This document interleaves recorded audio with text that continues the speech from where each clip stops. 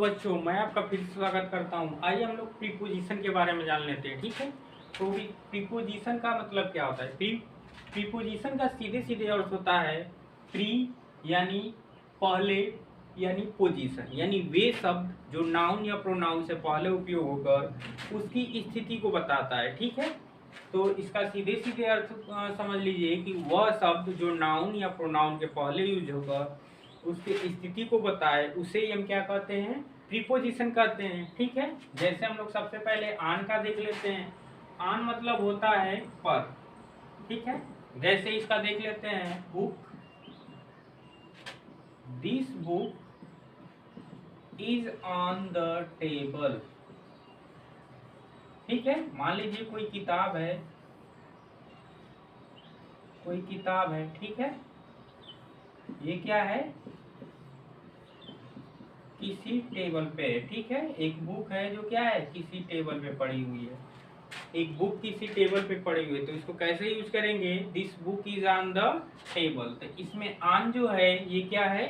Preposition है, ठीक है। अब दूसरे वाले को देख लेते हैं। दूसरा का अर्थ है अपान।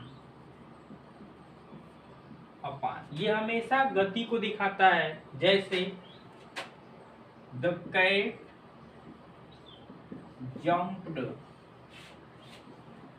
The cat jumped into the river, sorry, the cat jumped upon the table, ठीक है। यानी बिल्ली कहाँ कूदी?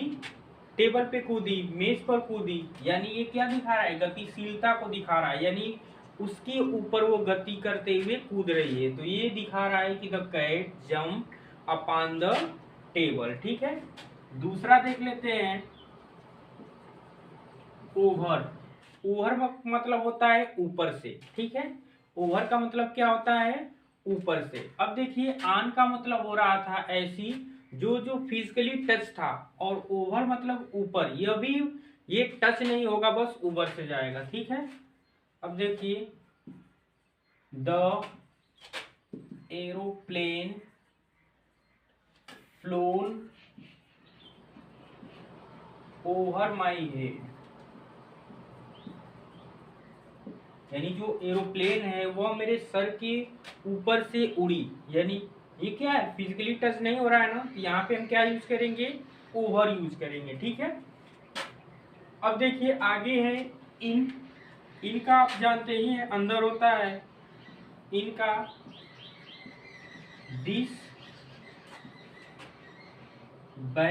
This book is in your bag,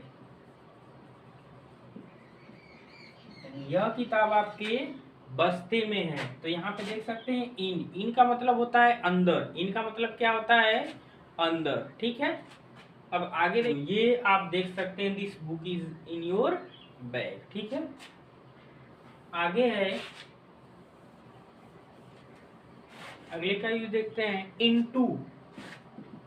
into का मतलब भी होता है अंदर, लेकिन यह भी गतिशीलता को दिखा रहा है। जैसे यह गतिशीलता ऊपर की तरफ दिखा रहा था, उसी तरह यह गतिशीलता क्या हो रहा है? आपका नीचे की तरफ दिखाएगा, ठीक है।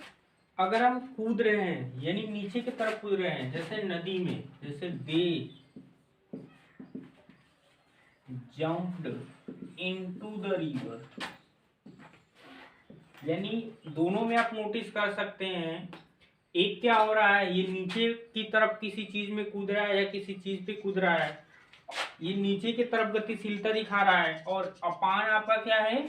ऊपर की तरफ गतिशीलता दिखा रहा है। तो एक चीज आप नोटिस कर सकते हैं, इनटू है तो इसका मतलब ये है कि ये नीचे की तरफ गतिशीलता दिखा रहा है, ठीक है। और अपान रहे तो ये क्या दिखाएगा? ये ऊपर की तरफ गतिशीलता दिखाएगा, ठीक है। तो तीनों को आप यूज जान लिए, एक बार फिर से दोहरा दे रहे हैं। देखिए आन का मतलब पर होता है, ठीक है। यानी इसमें जहां आपका आन आए, यानी वो समझ जाए किसी भी चीज पे वो टच है, यानी उसके वो ऊपर रखी हुई है, उसका मतलब क्या हो जाएगा? आन। दूसरा है अपान। अपान का मतलब होता है किसी चीज के ऊपर गतिशीलता से वो जाना, ठीक है। तो उसका मतलब क्या हो जाएगा? अपान हो जाएगा। जैसे the cat jumped upon the table, ठीक है। यहाँ पे इसका ये यूज हो गया।